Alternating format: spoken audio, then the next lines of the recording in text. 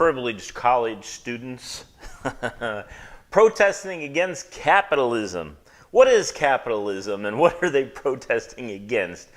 You know, it's kind of interesting. I was watching the news the other day, and all these know-it-all college students were out there, and they were talking about how they hated capitalism. Capitalism is evil. It's causing all these problems in our society.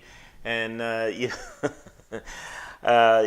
know something? They don't know what they're talking about. They're listening to their college professors. You know, the old thing, if you can, you do, and if you can't, you teach. And so a lot of these college professors have never done anything in their entire life except espouse the virtues of their subject, which usually ends in the word studies. You know, so a lot of these students come out of these colleges and they believe that they understand everything that's going on in the world rather than just observing, getting a job, and seeing what the real world is like. But that's college students. And a lot of people who haven't thought this thing through also believe exactly what the college students believe. You know, capitalism is bad. It's evil. Some people get really rich and other people remain poor, and that's horrible, and the gap between the two keeps on increasing, and it's because of capitalism. Well, what is capitalism? Let me give you an example of what capitalism is and why it works for you. Let's say I want to build a house, and I somehow do everything I possibly can. I save the down payment. I go to the bank, I borrow money from the bank, and then I turn around and I have $200,000 now that I can control. So I turn around and I decide I'm going to buy land. Now I'm just using the $200,000 figure, you know, because just as an idea, okay? Just go with it, with this. And so I have $200,000 and I decide I'm going to build a house. Well, first I got to buy the land. So I go to someone that owns the land and I make an exchange, a free exchange. It's the market. He's not going to sell it for anything less than he can sell it to someone else for. And I'm not going to buy it for anything more than I can buy another piece of land for that's equivalent. But let's say I buy the land. And then I hire an architect, and he designs the floor plans, and he designs the electrical system, and he designs the plumbing, and he designs how high the ceilings are going to be, and what angle the roof is going to be on. And then I take these plans and I go out and I bid. And I get bids from carpenters and roofers and plumbers and electricians and things like that. And all the people, the trades that build these houses. Now I build the house and I hire these people that can do all these things. The people lay down the floors, the people that, the plumbers, the electricians, the painters, the roofers. You get the idea. And eventually the house is all done. Now I paid $200,000 for this house and for the land. What is the house worth? It's worth at least $200,000. It may be worth a little more, maybe $300,000, because it's a completed house, so it's worth more than $200,000. But I only paid $200,000. Now hold on a second. Didn't I pay the carpenter? Didn't he spend a month or two, maybe 3 months, hammering nails in for me? But didn't that carpenter take that money and pay for some of his down payments on his house, or didn't he not? Pay to buy a car? Did he not put his kid through college or started through college? It's just a house. It's not a lifetime here. But let's say he paid all his bills. He bought food. He has health insurance if he decides to buy that. And the same thing with the electrician. I mean, they went out and I paid the electrician and he wired the house, and he bought the wire from, let's say, Home Depot. And he not only bought the wire from Home Depot, but he also paid his bills. And he paid his taxes, income tax, all the other taxes that go with it. And you know something? As I said, let's say he went to Home Depot and he bought the materials that he needed, the outlets, the blue boxes, the cable, and everything else. Well, isn't there someone there at Home Depot that had to stock the shelves? And don't they get a percentage of what it costs or what was paid to build this house? You get my idea? A lot of people benefit from this person who has decided to build this house.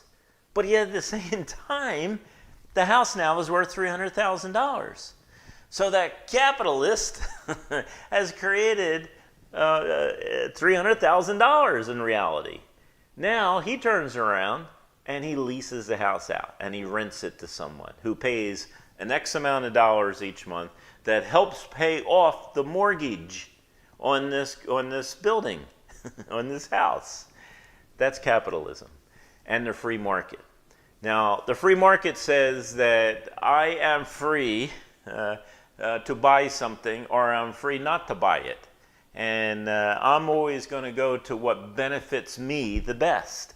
And the person who is selling whatever they're selling, let's say they're selling that land that we talked about, or they're one of the trades, they're going to do the best they can to make a profit in what they do. So there's an agreement that takes place there between the buyers and the sellers if there's a totally free market. Now, let's go back to our college students, the ones who protest all the time about the evils of capitalism, while some of them don't even work, but that's another story for another day. But they protest all this, and yet when I see these pictures of the protests, I see shirts that are made by capitalists. I see that they drive cars that are made by capitalists. And talk about cars and the free market. Always remember the story about Henry Ford. Great guy. You need to study him. You learn a lot from Henry Ford. But one of the things that he did wrong, that I think that he did wrong, was he's producing all these cars, Model A, the Model T, and they were always painted black. And he jokingly said one time, well, I'll sell you any color you want as long as it's black. Well, Buick heard that. And they said, I'll sell you any car you want. Any color you want. And so people started buying Buicks. And you know something? Henry Ford caught on that he needs to sell cars in different colors. Well, that's the free market. That people can choose what they think is best for them.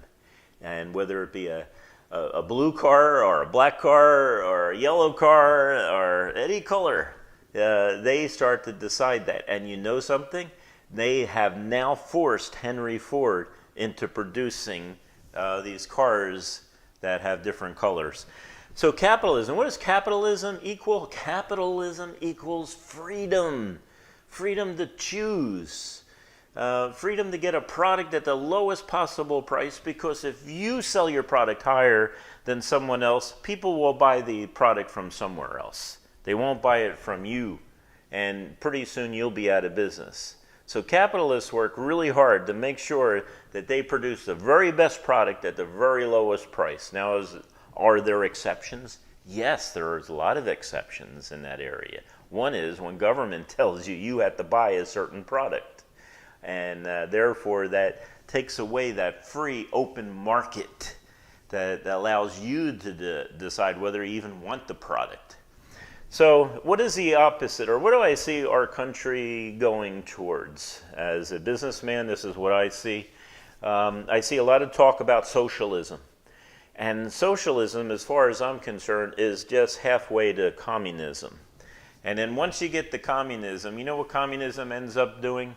It ends up giving you a miserable life because you can never get what you want. You only get what the government gives you. And it turns into a dictatorship. Every single communist experiment, as they call it, throughout the whole world is always turned into a dictatorship, which means that the country now works to please the dictator, not the consumer, where capitalism works to please the consumer. If you look at the picture of North Korea compared to South Korea during evening, and the satellites go over North Korea and South Korea at the same time, and they take the picture, and you look at North Korea, and there's no lights at night, hardly anything. Maybe just a tiny bit of light. It looks like a little island in an ocean. Yet you look at South Korea, the capitalist country, and what do you see? You see the whole place is lit up at night with activity, with street lights, with house lights and everything else. You go to North Korea, there's nothing there. There's no activity at night. There's probably very little activity during the day. And I remember one of the people, the citizens, if there is such a thing, of North Korea, they don't have internet access. They don't know how the rest of the world is. The information is not allowed to be given to them, things like that. But there was a famine there in North Korea, not in South Korea. People were eating a lot of food, going to special restaurants and everything else, and eating out at night and buying all the food that they want. But North Korea, there was a famine. And you know what the dictator of North Korea said? He said, let them tear off the barks off of trees and eat that. Now, he's a little pudgy guy. He's not eating barks off of trees. But these other citizens of North Korea, man, they're just digging up worms and eating it, and he doesn't care. That's what communism is. It's a complete opposite of capitalism. Capitalism is not a curse word. Capitalism is wonderful. It gives us all the products. It gives me this camera that's working right now. And it gives me the tripod that's on the camera. And I bought the best camera I could for the dollars that I paid. And not only that, that tripod that's holding up that camera, I bought the best tripod that I could possibly buy. And that's what capitalism is. Capitalism is not a curse word. It's a wonderful thing. It has been around for thousands of years. And every country that moves to capitalism it does wonderful, does well, does better than communism. So anytime you hear a college student say how much they hate capitalism, they really want socialism and they really want communism, think of where it's coming from.